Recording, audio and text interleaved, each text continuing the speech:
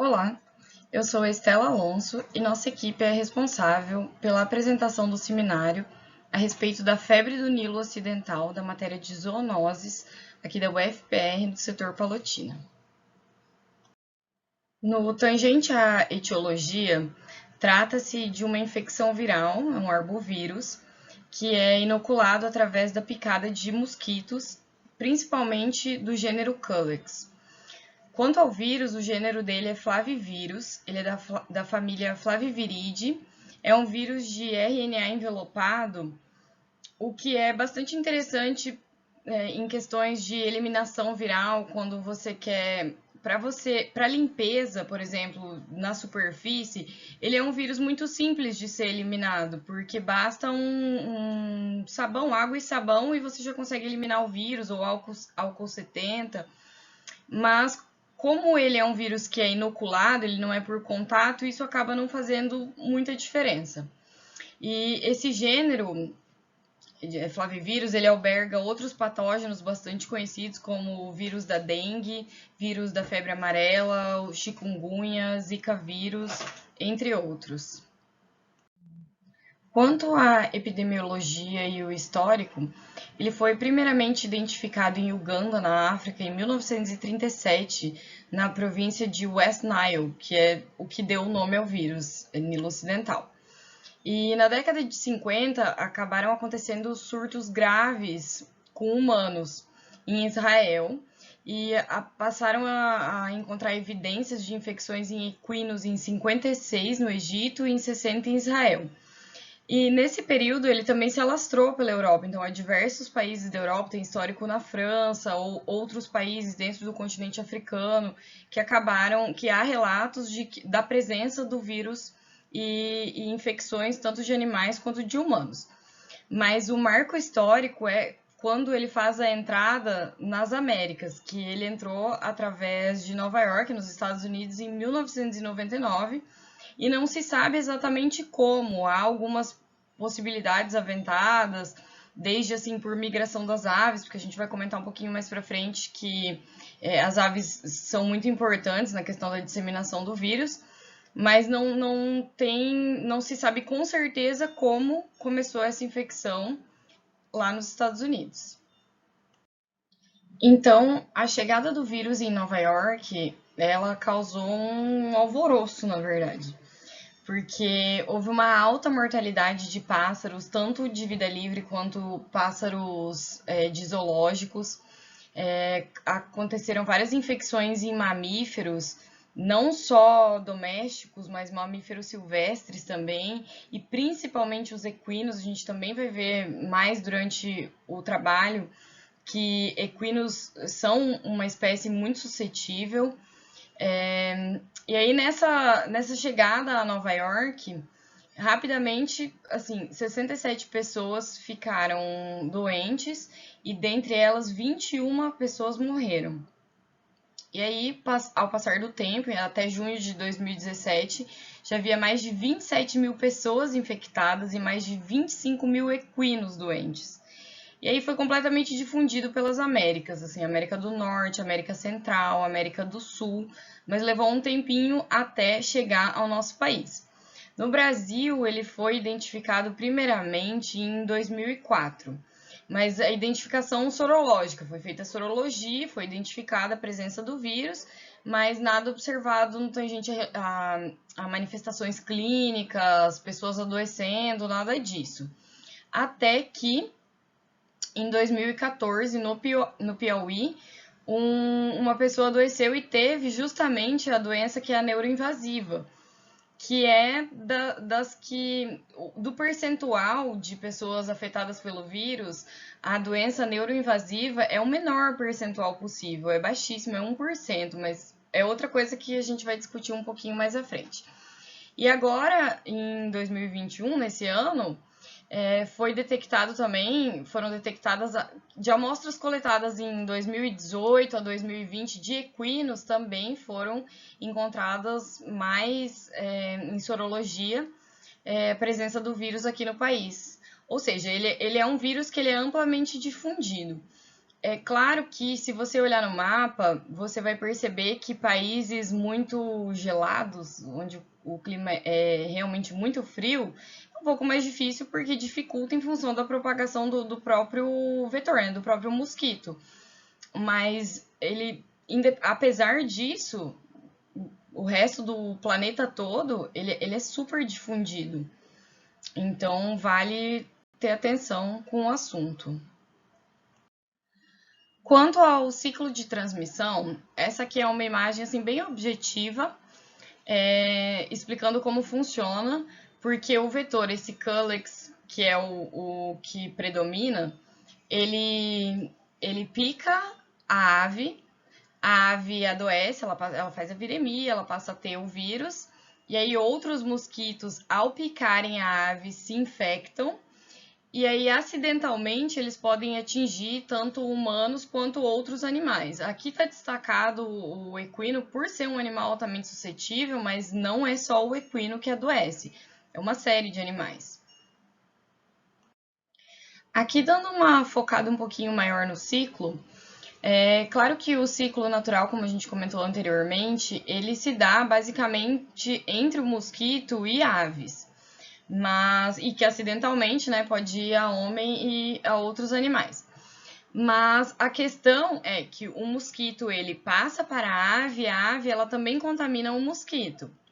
E a ave que é o hospedeiro natural, é muito importante mencionar, em especial os corvídeos, como corvos e gralhas, que essa espécie em específico tem alta mortalidade e alta morbidade, porque também há aves que não são tão gravemente afetadas quanto esses. Então, por estes serem altamente sensíveis, eles são animais sentinelas.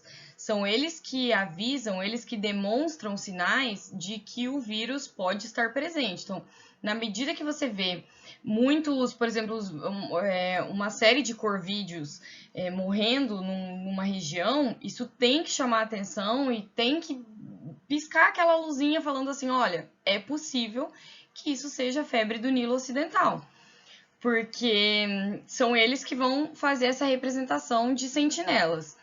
E aí, deles, como já mencionado, também o mosquito se reinfecta ou infecta outros mosquitos que acabam podendo chegar até o homem e causar a febre do Nilo Ocidental. Bom, a patogenia ela se dá da seguinte forma: a transmissão do vírus ela ocorre quando ele é inoculado através da picada do mosquito que está infectado. E a inoculação, após a inoculação, acaba acontecendo a replicação viral em queratinócitos, em células dendríticas, e de Langerhans da pele. E essas células infectadas, até pelo próprio sistema linfático, como ele faz o serviço dele na fisiologia humana e animal, né? Essas células elas acabam atingindo os linfonodos locais. E aí, dali em diante, acontece uma replicação e disseminação tanto linfática quanto pela via hematógena, e isso ocorre em média 1 a 2 dias após a infecção. E de 6 a 8 dias, se for o caso, porque nem todas as vezes vai evoluir a atingir sistema nervoso central, mas quando atinge, isso ocorre de 6 a 8 dias após a infecção. Bom, quanto aos sinais clínicos da doença, claro, né, febre do Nilo Ocidental, sabemos que cursa com febre. O período de incubação é de 2 a 15 dias, então ele é bastante variável. E dentre as pessoas afetadas, lembrando que aqui a gente está falando sobre pessoas, aqui o seminário em si, o trabalho, é sobre humanos, essa é a abrangência de zoonoses.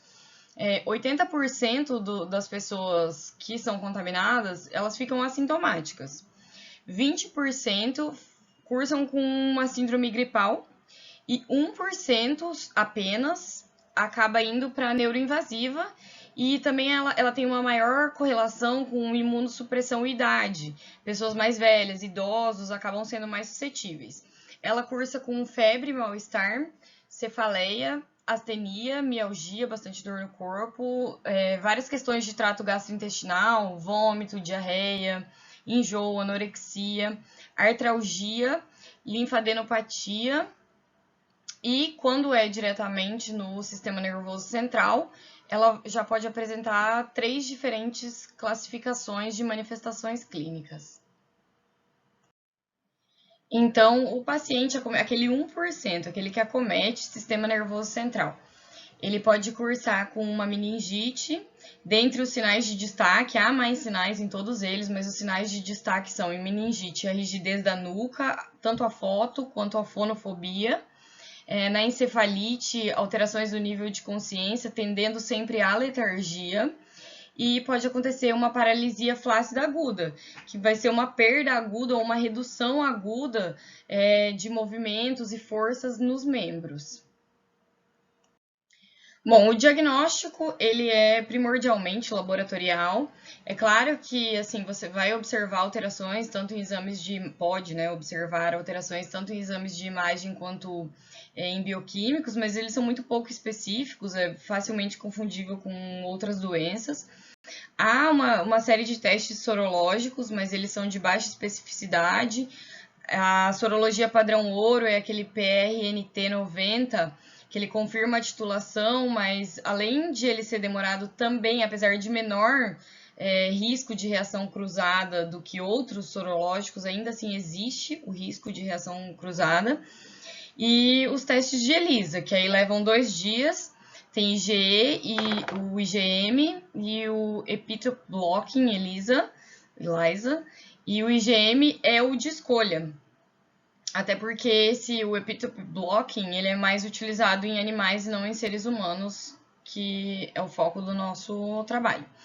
E o IgM, preferencialmente ele deve ser coletado a partir do 5º dia após o início dos sintomas, porque aumenta a titulação viral, né? Então, no iniciozinho, a replicação está começando a acontecer, a titulação ainda é muito baixa. Então, é interessante esperar até o 5º dia para se fazer esse exame e ter resultados mais confiáveis.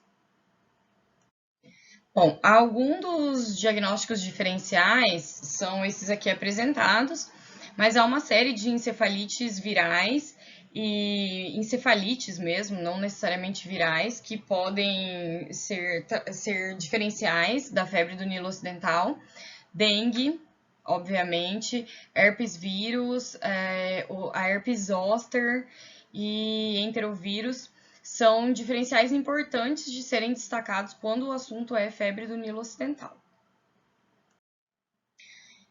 No tangente ao tratamento, não há um tratamento específico, como a maioria dos vírus.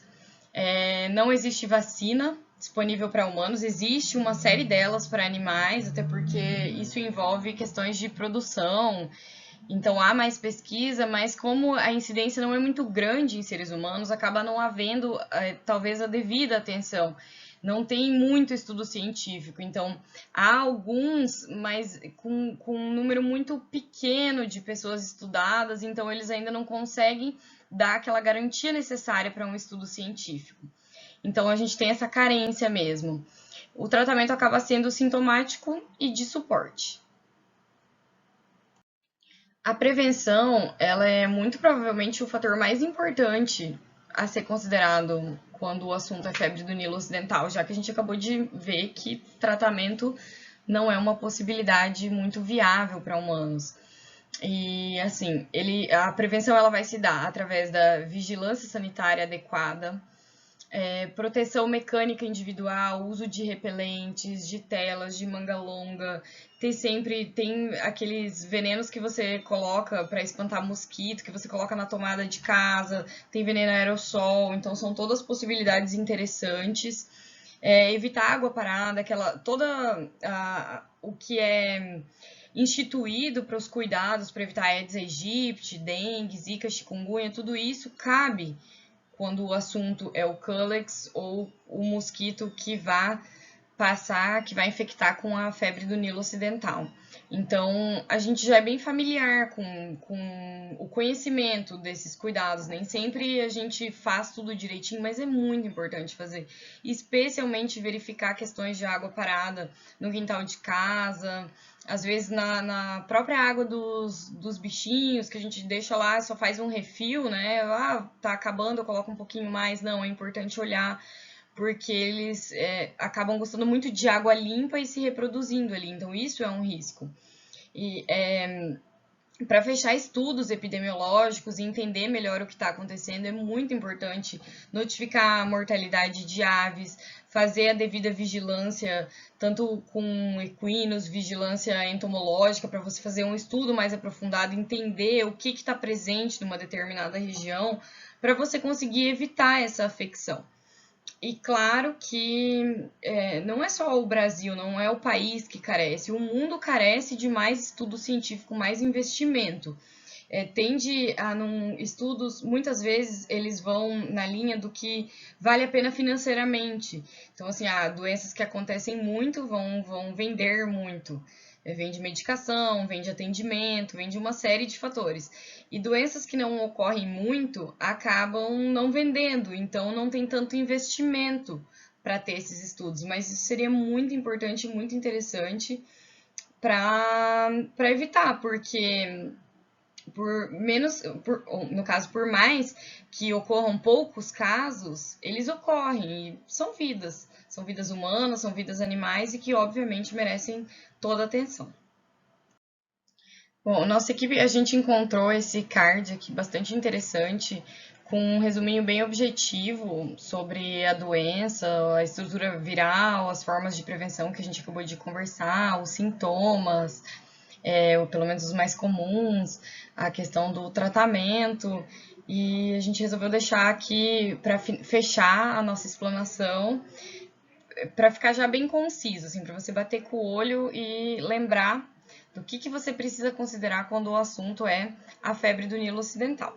Eu espero que a explicação tenha sido suficientemente clara e qualquer dúvida que vocês tenham, é só entrar em contato, deixa uma mensagem aqui pra gente, a gente vai fazer o possível para sanar qualquer dúvida. Muito obrigada.